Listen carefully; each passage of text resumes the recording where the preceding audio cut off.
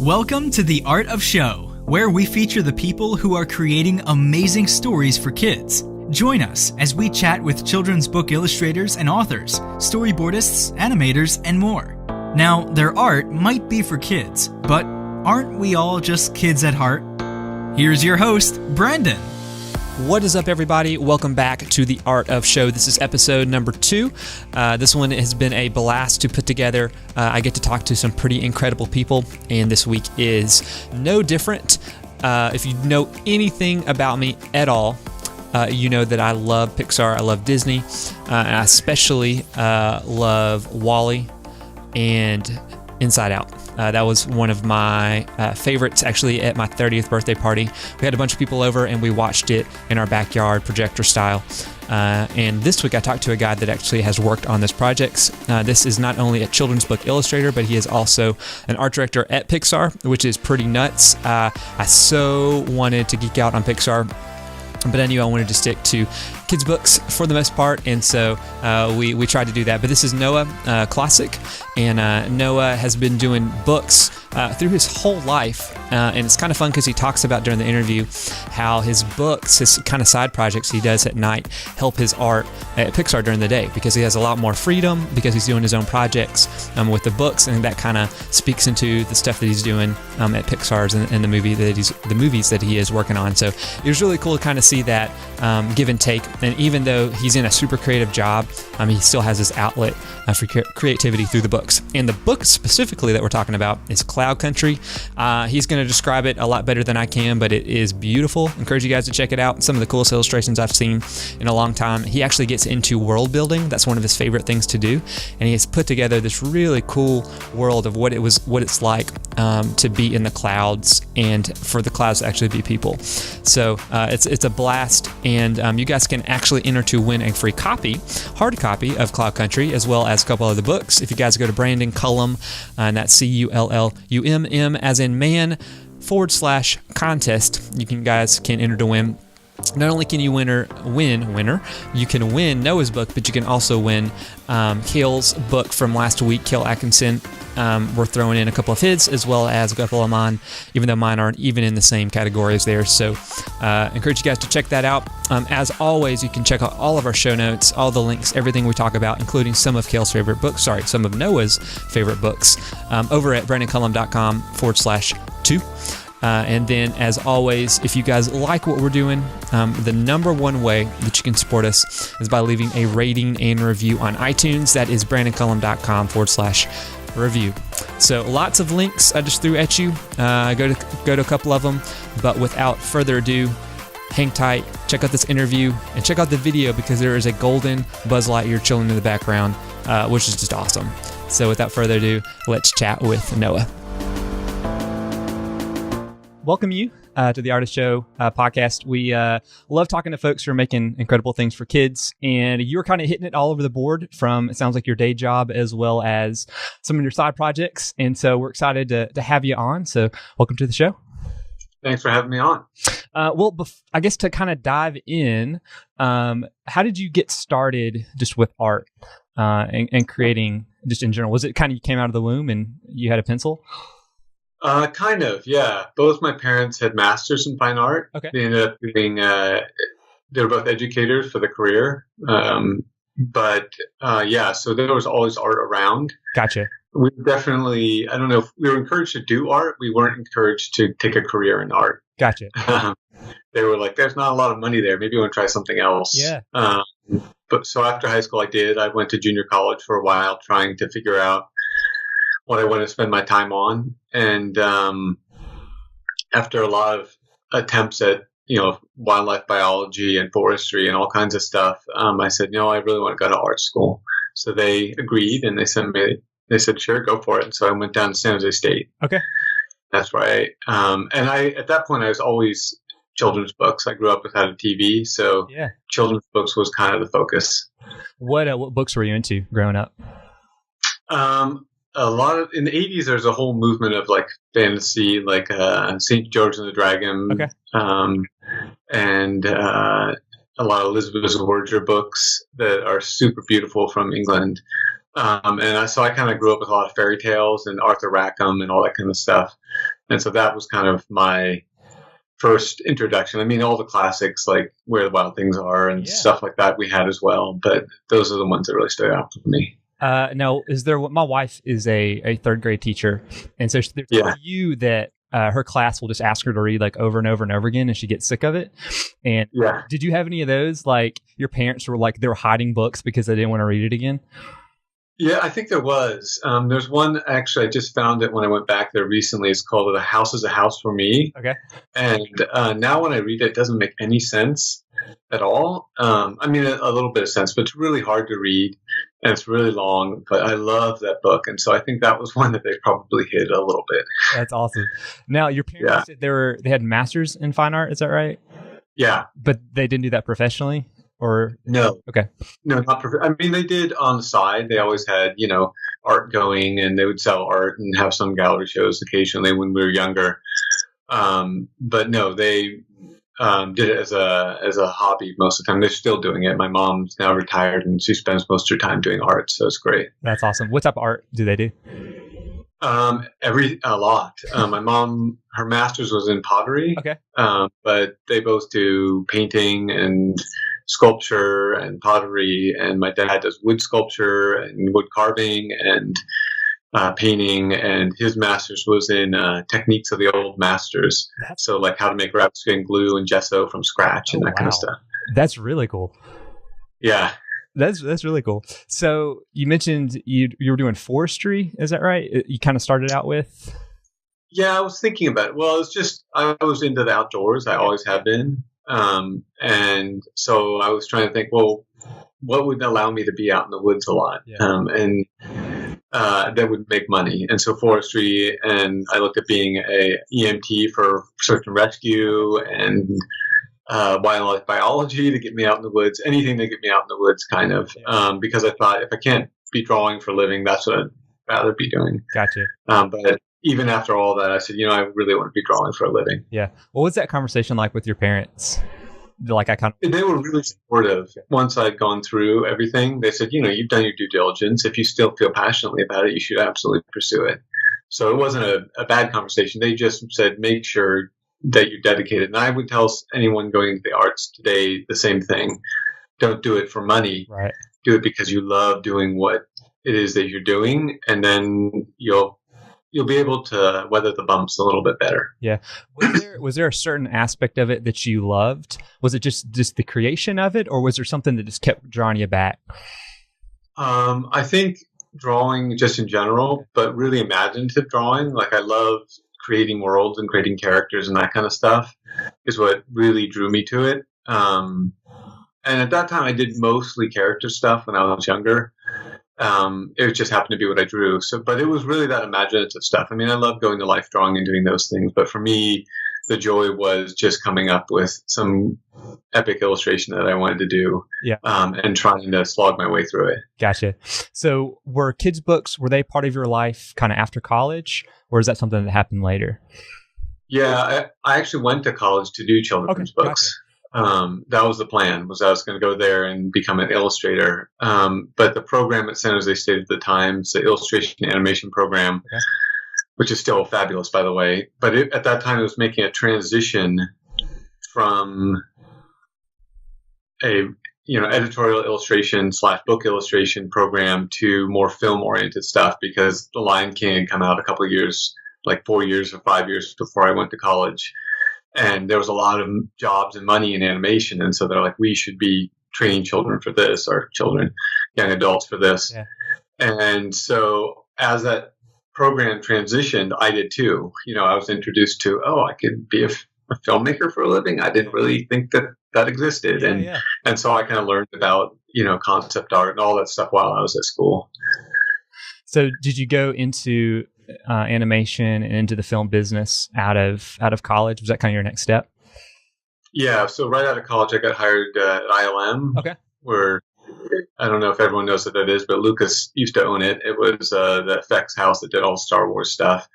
So I worked there for about a year and a half and got laid off, and was really it wasn't a great experience for me, because it was was really restrictive because of the history and the culture there. And so they didn't want you to say anything. They just wanted you to be a wrist. Right.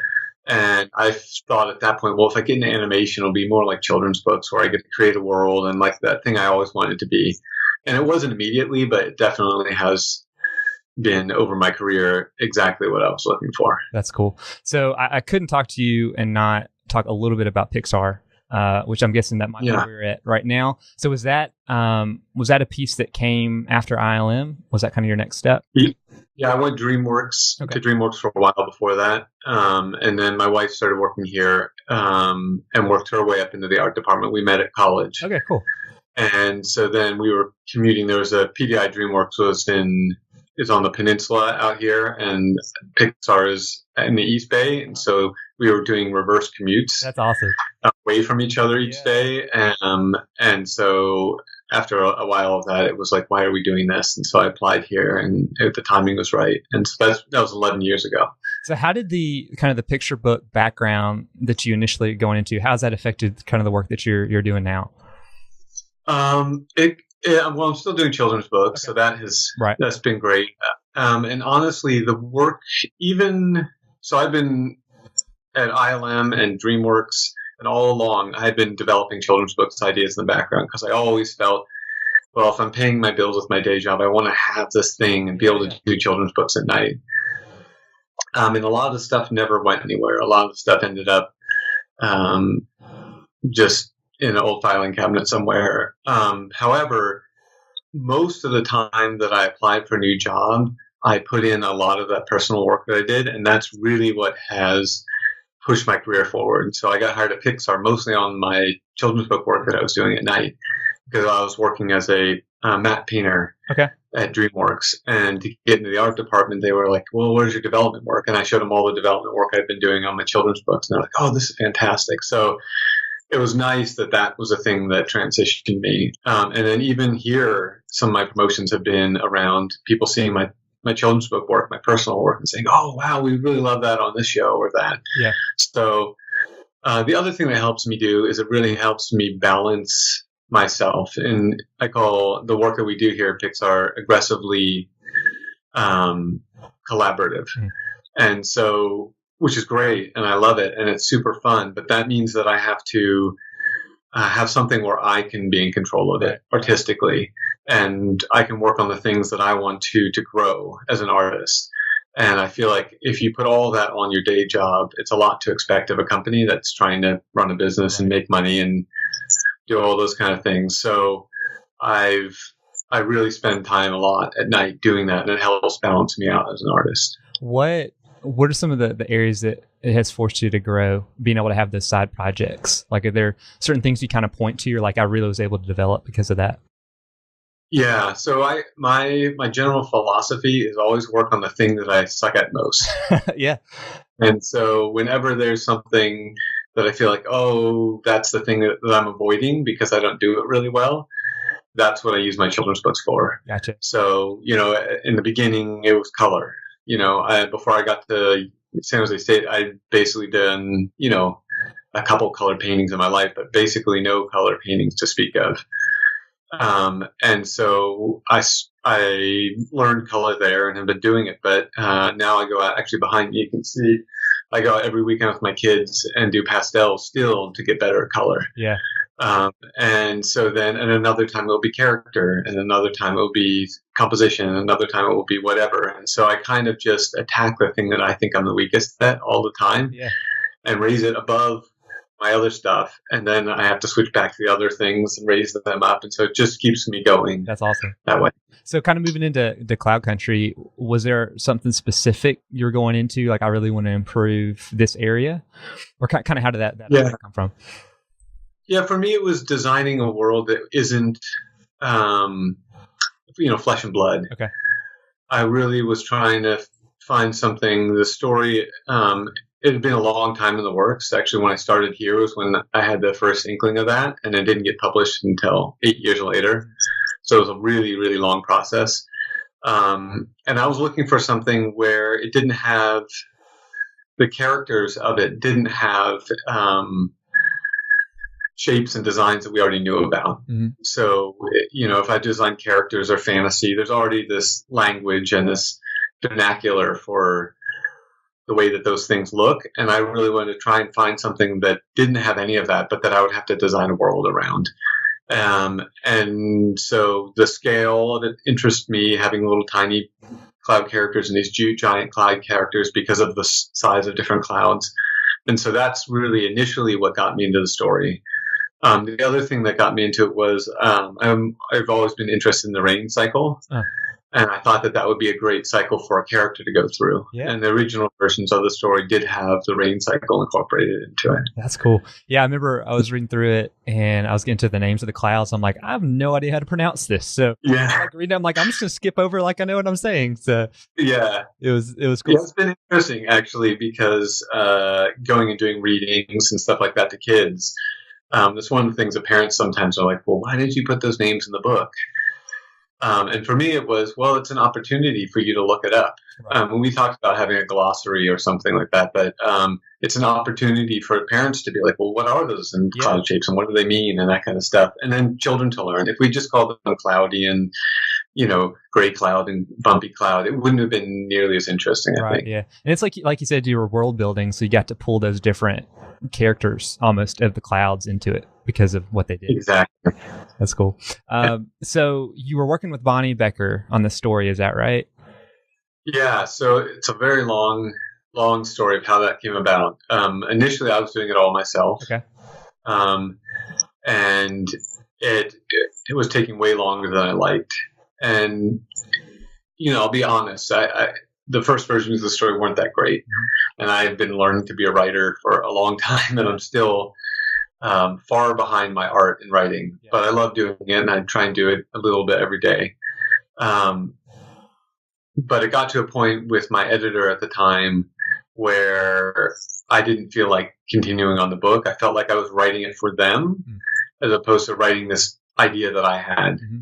And so they're like, well, can the character be this? And then I would write a version with that. And they're like, well, could you add this? And it felt like, well, why don't you guys write the book? I'm not interested in doing this. Yeah.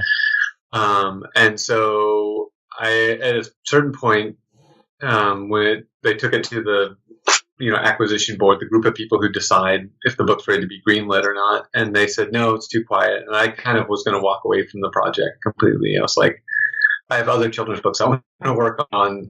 It's been 8 years. Let's just let this one go. Yeah. And they said, no, what can we do? And I said, well, I'm just not going to write it again and again for you guys. And they said, well, what if we brought in a writer that you really like to help you? And so that was kind of how that came about. And then we both made lists up of who we liked, and Bonnie Becker was on both of them. That's cool. And so we called her up and said, would you be willing to collaborate on this? And she was. And it was a marvelous collaboration. I learned a ton from her, and she's a really, really great writer of character. Yeah, what was it about that collaboration process? Because I know we've talked to folks that write and illustrate, and then folks that do kind of both. And some where it's like you don't even talk with the writer and illustrators on the place. Kind of how that collaboration work, and what did you learn from her? Yeah, well, so I do both. I do write my own, and then I just illustrate, and then this collaboration. And for me, I feel like because of my background and my history and working in film and my childhood growing up with children's books, that I'm a much better storyteller than I am writer. And that sounds like a strange distinction, but I'm much more interested in the world, in the big characters and what this world's about and the arc of the character and all that kind of stuff. I think I struggle with writing dialogue and character really beautifully. Yeah. And that's something that Bonnie does exceptionally well. I don't know if you've read her books, Bear and Mouse series that she has. It's basically just a bear and a mouse. Yeah. Who either, one comes over to the other one's house, or they're scared, or they're having a sleepover, or whatever. And so there's not a lot going on, but the characters are so written so well and so beautifully that you care about them, and the story is really, really inviting and pulls you in, and you believe and care about these characters, even in a simple setting as a bedroom. Yeah. And so that's what I wanted to learn from her, and I haven't learned it half as well as she does it, but is that ability to write a character. It doesn't have to be this big, huge idea. It can be something really simple, but really beautifully written. Yeah, that's really cool. How do you, because it's really interesting. You mentioned like you're a great storyteller, but maybe not so much in the like actual written part of the text. Yeah. How do you communicate those stories then? Is it mostly visual, or like when whether it's in your day job or you're pitching books, like how do you kind of communicate that to someone you're working with? Well, I write, honestly. Yeah. It's just I don't feel that I'm as good at it as I should be. Gotcha. So, I'm working on my third book now, and I'm writing and illustrating it. And so I can write. It's just I don't feel it's, there's always, I feel like writing and art for me is the same discipline. It's just using a different tool. Yeah. And there's a thing that happens when I'm doing a painting where I know I can adjust value ranges and hues just subtly to get a whole different feel and emotion out of a painting. And there are these tiny, tiny little subtle shifts that make a huge difference. Right. And I feel like when I'm writing, I can see that those are there, but I'm clunky at it. Yeah. So I'll get a sentence that I really like, but it's not saying exactly what I want it to. Yeah. Or I'll get something that's saying exactly what I want it to be saying, but it's a little clunky as a sentence. Yeah. And so that's my struggle I don't have that ability to do these minute adjustments that really dig into who that character is, or dig into why the character believes that, or gives a little bit of who they are inside or how they think. And so I'm working at that, but that's really so I do it through writing, but I just don't feel as strong as that. As a writer as I am as an artist. Gotcha. That makes sense. Talk a little bit about kind of the process you go through and the actual like development of the book. And for those that are listening, we'll definitely link the videos because I think that they do an amazing job of kind of walking through it. But if guys are kind of listening to it, kind of how's that work? Is it all traditional medium that you're working with? Does it ever get digitized? And kind of how's it all get together? Yeah. So I always start out as traditionally as possible, although I do write in the computer now. I used to write in my sketchbook, but it became really difficult to track. Uh-huh. Oh, what was that one sentence that I really liked? Yeah. So I do it digitally now, and it makes it easier to keep track of everything. But I generally start in my sketchbook and writing. Okay. So I'll write a little synopsis of the story first, or start doing a couple sketches first. But then I do, for a while, it's all in the sketchbook, and I do it in just pen. And I have little pieces of cardboard that I draw out to do the layouts. And I generally work front to back in a book. And when I get stuff I like, I put it in the front of the book. So I can kind of get a sense of how everything's coming together in order. And then once I get to a phase where I really like all the line art, then I scan all those sketches that I like from my sketchbook and put it together in a dummy. And that's generally what I send out. Okay. At that point, I'll have a manuscript and then this little dummy of pencil or pen drawings. And sometimes I'll take one all the way to completion, just so they get a sense of the style. But less and less people now, editors I'm working with, know how I work, and they know the style and what it'll look like in the end, so they don't require that. But then once I take it to a final, I basically take those little thumbnails and I blow them up and do a final pencil line drawing. Okay. And for me, that's to keep some traditional stuff into the final. And that were the happy accidents and that kind of stuff. And then I scan that and take that into the computer and do all the color in the computer. Gotcha. Okay. So I use a lot of texture from my kids' paint, not my kids' paintings, my kids' paintings. So I have two daughters, and they do a lot of painting. And so I take those and scan them in for color, and I use that for color and texture. Yeah. On the digital thing. Yeah. Do you? How old are your daughters? 8 and 6. Will you like open up the books that are printed and be like, hey, you did that part right there? Like, can you see? Yeah, for sure. Yeah. So are your daughters just super artistic then? It sounds like you've got a pretty deep history. Yeah. Although we're not, my wife's very artistic too, so we're trying not to tell them what to do with their art. Yeah. We're really trying to just be open and let them do whatever they want. But they love drawing all the time. They have tons of supplies, and they're really into it. But we definitely are not trying to say, think about getting better at this or any of that stuff. We just really let them do art. Trying to do what my parents did for me, where they they had art around all the time, but they weren't telling me how to do it. And I would do it through observing them and talking with them and seeing their artist friends come around and seeing their work and all the books that were around. But I don't want them to feel like they have to be artists or don't have to be artists. That's cool. So you mentioned you've got some other books kind of in the pipeline. How long does kind of a book stay in the, like, this is an idea, I'm going to work on the idea, and then it kind of moves into, like, I'm actually going to kind of put this into production? It depends. For me, it's dependent completely on whether or not an editor is into it. Gotcha. So I have an agent, and they send out books, and when someone wants to buy a book, that kind of is the transition phase. Gotcha. And so right now, I'm just finished one that I only illustrated on it. I just finished that one. It's called Great Big Things. It comes out next year. Okay, cool. And then I'm working on one now for Candlewick called Slumber, which comes out in 2018. Gotcha. Are there? Sorry, go ahead. No. I was just going to say. Then there's, so then my agent is now going around and sending out. I have like 9 or 10 different projects beyond that, and so he's sending them out. We're trying to figure out who and what would work right for what publisher. Gotcha. Is there a dream project you kind of have out there, like one you just would love to work on? Yeah, there is. And on my website, you can see some images from it. It's called Yuri and the Golden Plum. Okay. It's a fairy tale that I came up with. My heritage is, my father's side is Polish, and so it's a Polish fairy tale. And I wanted to be a 100-page children's book. Oh, wow. Like fully illustrated, every page. Gotcha. So editors and publishers aren't really into that. So my hope that someday, though, that I find a publisher who will be into making it, but it would be really fun. Yeah. And is that, if folks want to check it out, is that imageblock.com? Is that where? That's imageblock.com. Yeah. And your illustrations are amazing. Thanks. Definitely don't need to say that, but when you're especially looking through here, do you start with the character? Do you start with the environment, or does it kind of depend on what you're working on? It depends on what I'm working on, but I do a lot of research. Okay. That's kind of the biggest. If anyone asked me what's one thing I can do to improve my art, it would be research. Okay.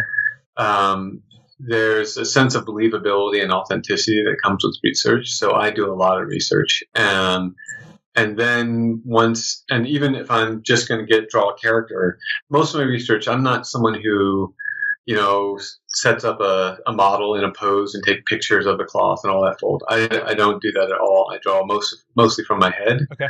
But the reference for me is about authenticity. It's about those tiny details of the way that the buttons work, or the way that they cut the cloth, or how people wear those boots in that kind of weather, or the way that the hair was, or the way that, heavy eyebrows make a character feel.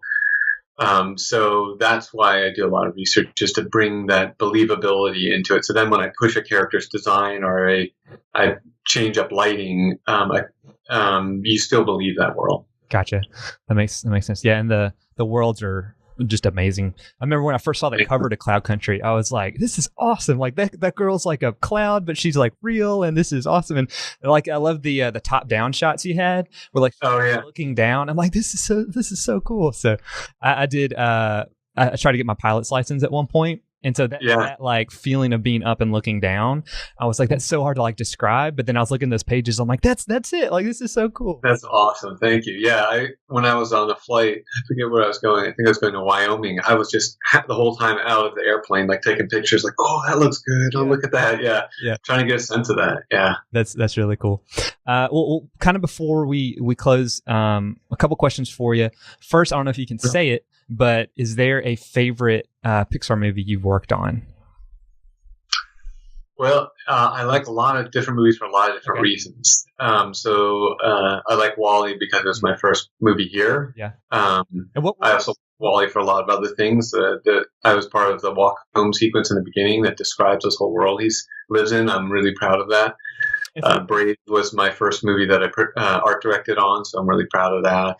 And Partly Cloudy is a little short that I did that came out in front of Up that I was a production designer on, so I'm really proud of that. Did you pull? So did the clouds come from any of those? Like, no, it was just serendipity. Yeah. Okay, gotcha. In fact, I wasn't allowed to show Cloud Country to Pete, the director of Partly Cloudy, because Really? they didn't want any interference of those two things. Gotcha. That makes sense. Yeah. So, and for those that may not know, you mentioned you've art directed. What does that mean? Kind of on the mix. An art director, so I've generally done sets art direction. An art director, so at Pixar is kind of, it's not every film, but there's like a director and then an art department. You have a production designer that runs the whole art department for that show and the look of it. And then they break it up into sets, characters, and shading art directors. And my job is to have a team of 2 to 10 artists under me that we're all working on sets. And so my job is to communicate the vision for the whole show throughout the show, and then on into other departments. Gotcha. That's cool. That's so cool. Well, the kind of the last question wrapping up.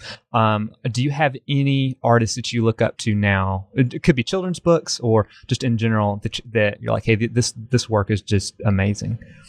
Yeah, I do, absolutely, and in a lot of different respects. In children's books, Sean Tan is someone. He's from Australia. He does it just. I think his last one was what we did last summer. I think was the one that came out last year or the year before. Or I think it's what we did last summer. Anyway, Sean Tan, he's amazing. I really, really love his work, and it's something different. It's something like nothing else that's being done out there. I have a lot of friends who I really look up to their work. My friend Armand Baltazar, who's no longer here.